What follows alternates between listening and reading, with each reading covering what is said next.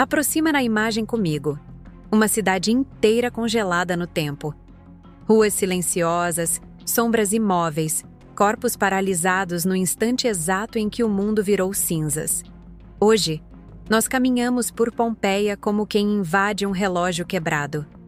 Mas naquele dia, o relógio ainda estava andando. As pessoas respiravam, negociavam, amavam, brigavam. E ninguém, absolutamente ninguém, entendeu os primeiros sinais do que estava por vir. Imagina o seguinte: você acorda, abre a janela e vê o Vesúvio calmo, azul ao fundo. As crianças brincam na rua. Os comerciantes discutem preços. O cheiro de pão recém-assado invade as casas. Nada parece fora do lugar. Mas no coração da montanha, algo gigantesco já se movia, silenciosamente, como um monstro prendendo a respiração antes de atacar. E esse detalhe, amigo, é um dos segredos mais esquecidos. Pompeia não morreu em segundos. Ela teve horas de aviso, só que quase ninguém interpretou. Os historiadores romanos, como Plínio, o Jovem, deixaram relatos preciosos. Se você gosta desse tipo de narrativa histórica, já deixa o like e se inscreve. Isso ajuda o canal a chegar a mais pessoas e mantém essa jornada viva com você. Mas mesmo com essas pistas, só nos últimos 20 anos, a arqueologia começou a reconstruir o verdadeiro horror. E mais importante, as decisões humanas que transformaram aquela tragédia em um desastre ainda maior. Para entender Pompeia, precisamos voltar antes do dia da erupção. A cidade era um lugar vibrante, rica em comércio, cheia de grafites nas paredes, bares, termas, bordéis, mercados, arenas e casas luxuosas de famílias abastadas. Com cerca de 12 a 15 mil habitantes, Pompeia funcionava como uma pequena Las Vegas romana. Dinheiro fácil, luxo, festa, comércio em alta. E tudo isso existia aos pés de um vulcão adormecido há tantos séculos que ninguém mais o reconhecia como O Vesúvio era visto como um gigante inofensivo. Na verdade, muitos habitantes nem sabiam que era um vulcão. E esse ponto é crucial. Como lutar contra algo que você nem reconhece? Na manhã de 24 de agosto de 79 d.C., testemunhas relatam pequenos tremores. Nada grave.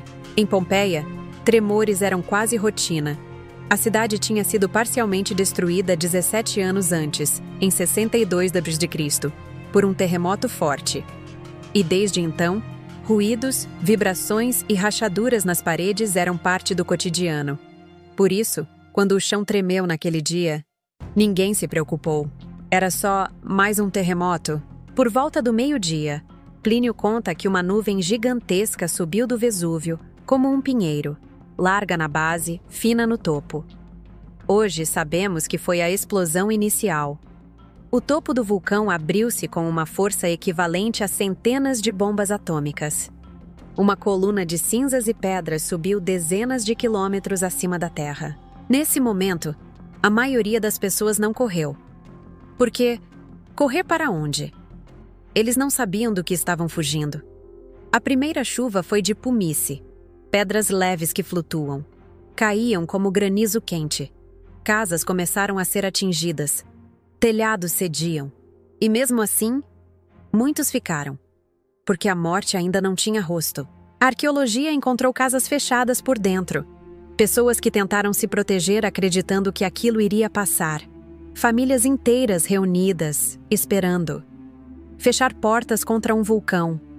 E essa é uma das partes mais dolorosas. A ciência explica que, até ali, havia chance de fuga. Várias rotas estavam abertas. Se tivessem saído nos primeiros 30 minutos, a maioria teria sobrevivido. Mas Pompeia não fugiu, porque Pompeia não entendeu. A tarde avança.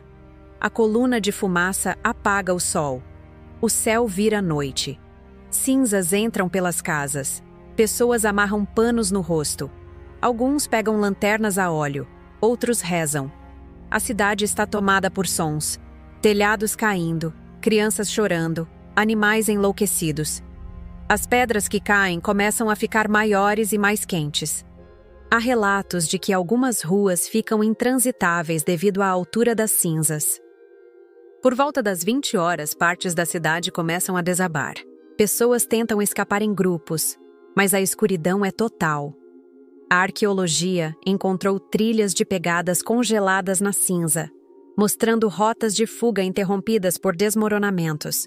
Também encontrou corpos caídos nos portões, indicando que muitos tentaram sair tarde demais. Mas o pior ainda estava por vir.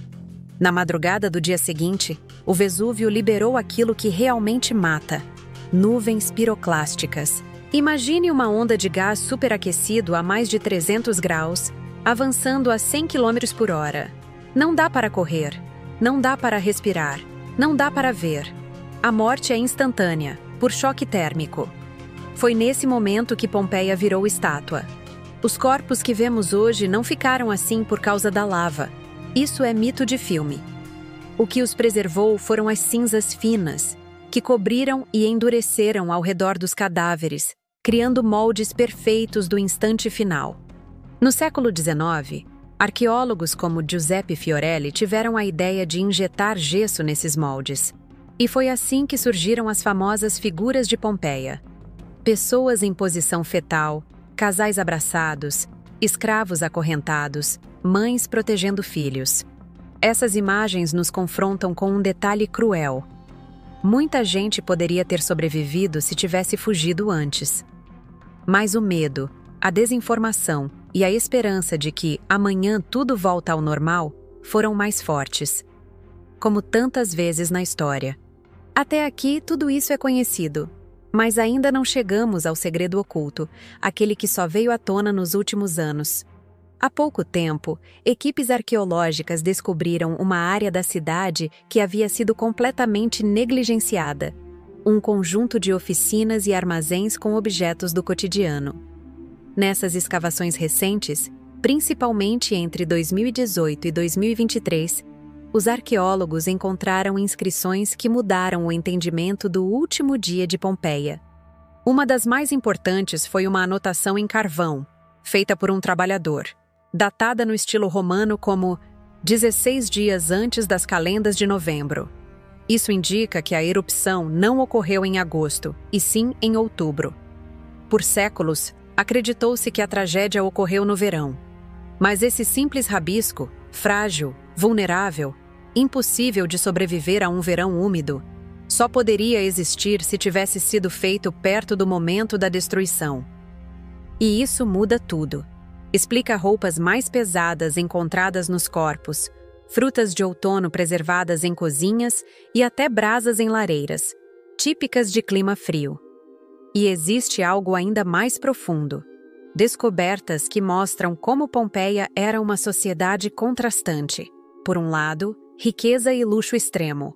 Por outro, escravidão brutal, exploração e desigualdade. Sabe a Casa dos Veti, uma das mais famosas? Era de 2 ex-escravos que enriqueceram com comércio sexual. Outras casas revelam salas secretas de prostituição, rotas escondidas de servos, instrumentos de punição, contratos de venda de pessoas. Pompeia não era só um cartão postal congelado. Era um retrato íntimo da vida romana, com luz e sombra. Fontes como De Bello Civile de César, Naturalis. História de Plínio, o Jovem, e as cartas preservadas de Sêneca nos permitem reconstruir esse universo. A arqueologia moderna complementa com estudos forenses, análises vulcânicas e datações precisas. Outro detalhe pouco falado: não foram só corpos humanos preservados. Foram encontrados cavalos de guerra, cães acorrentados, ferramentas largadas, mesas postas para refeições, pães ainda assados dentro de fornos. Um pão carbonizado foi analisado e a receita reconstruída. Farinha de espelta, fermentação natural, corte em 8 partes. Até isso ficou guardado, como se o tempo tivesse sido pausado no segundo exato do impacto. Por isso Pompeia é tão poderosa, porque não conta apenas como as pessoas morreram, mas como elas viviam, e mais ainda, como erraram. Ao final, quando o Vesúvio se acalmou, a cidade estava enterrada sob metros de cinzas e pedras.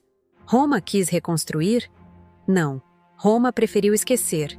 Só séculos depois, trabalhadores acidentalmente esbarraram em estátuas, paredes pintadas, objetos preservados.